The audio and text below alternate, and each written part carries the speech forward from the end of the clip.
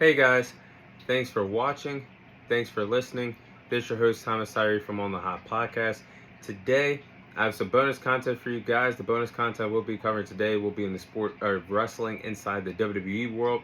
In today's bonus segment, I'll be sharing my thoughts on which WWE superstars I do believe are the greatest King of the Ring tournament winners in WWE history.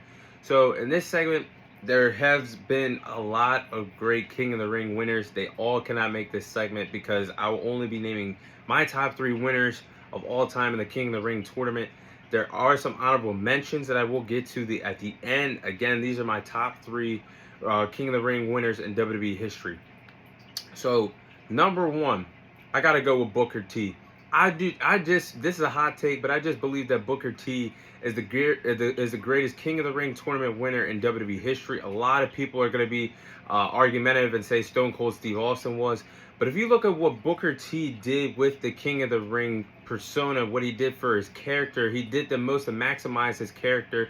For somebody that was lost in the shuffle in WWE in 2006, the company really didn't know what to do with him. He was really shuffled around the mid-card on the Friday Night SmackDown roster, and then won the King of the Ring tournament and became a main event star once again. He maximized his character with the King Booker persona. After defeating Bobby Lashley in the finals of the King of the Ring tournament in 2006, he used royal subjects of William Regal and Fit Finlay at times.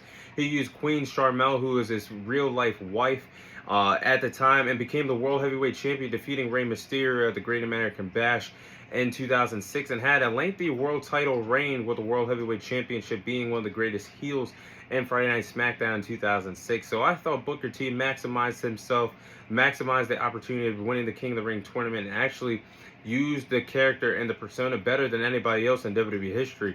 So to me, Booker T was the greatest King of the Ring tournament winner in WWE history. He's number 1 on my list.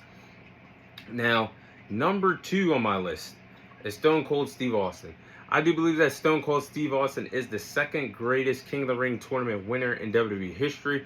He went on to win the 1996 WWE King of the Ring tournament and helped them. That tournament, him winning that tournament, helped define him as one of the greatest wrestlers in WWE history. Because if you look at the time and during 1996, Stone Cold Steve Austin was not an established man at the time yet, and really needed a spark in his wrestling career. I mean, you look all the way back to the days of ECW.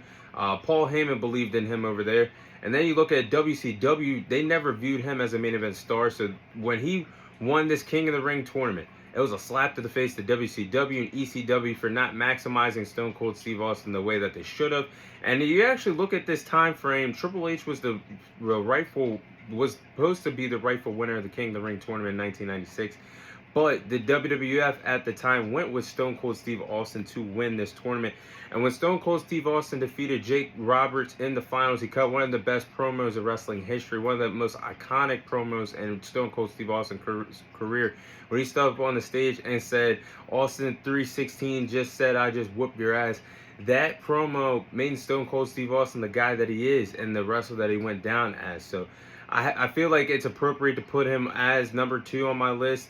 And 2 years later, he went on to become the WWE champion, the WWF champion at the time, when he defeated Shawn Michaels in the main event of WrestleMania. And that really set up everything for Stone Cold, because he went on to become the reason why they took down WCW, the reason why he was one of if not the biggest star in the Attitude Era, all because he won the 1996 King of the Ring tournament. So I got to put Stone Cold Steve Austin on my list. Third and final person on my list. This one was controversial, but I put Kurt Angle on my list because Kurt Angle won the largest King of the Ring tournament in the company's history back in 2000, when the tournament had a total of 32 wrestlers being a part of the tournament, and Kurt Angle went on to the finals and defeated Rikishi in the finals to become the 2000 King of the Ring tournament winner. He was already an established guy, a mid-carder, when he won, breaking onto the scene of the WWE after he won the Olympics back in 1996 with a broken freaking neck, and went on to the WWE.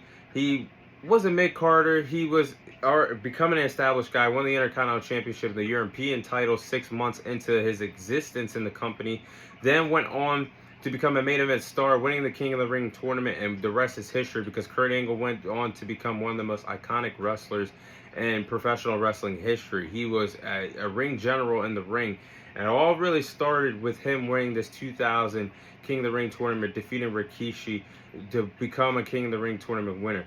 So there are some honorable mentions here. A lot of people might be questioning why they didn't put the Macho Man Randy Savage on this list. Now, back in the 80s, Macho Man Randy Savage did win the tournament. I will say that. But once he won the tournament, I do believe it took him 2 years to finally go back after the persona of King of the Ring, which at the time is a head-scratching move because if you win the tournament, you're supposed to maximize it to the most that you can, at least in a 6 to 12 month time frame. Randy Savage went back. He won a match against somebody in the 80s, and then used the persona 2 years after he won the King of the Ring tournament. So that was just a head-scratching move to me. You could also throw in Bret Hart or Owen Hart as some honorable mentions as the King of the Ring tournament winners.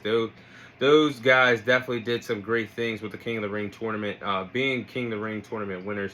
But I just feel like, based off of what I said, Booker T maximizing his character at everything he could do as the King of the Ring tournament winner with the persona of it, I feel like he's the best of all time as the King of the Ring tournament winner. Stone Cold Steve Austin, because of what he went on to become after winning this tournament, using it as a stepping stool to become a main event caliber star and one of the greatest of all time. And Kurt Angle, because he maximized it, because he came into the company, was already red hot after winning the Olympics in wrestling, winning a gold medal with a broken freaking neck in the '96 Olympics. Already maximized his efforts of being Intercontinental Champion and European Champion.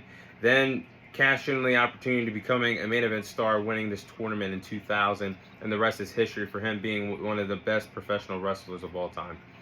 But that is all the time I have for you guys today. Thank you guys for watching. Thank you guys for listening. This is your host, Thomas Tyree, signing off. And I'll see you guys on next week's episode.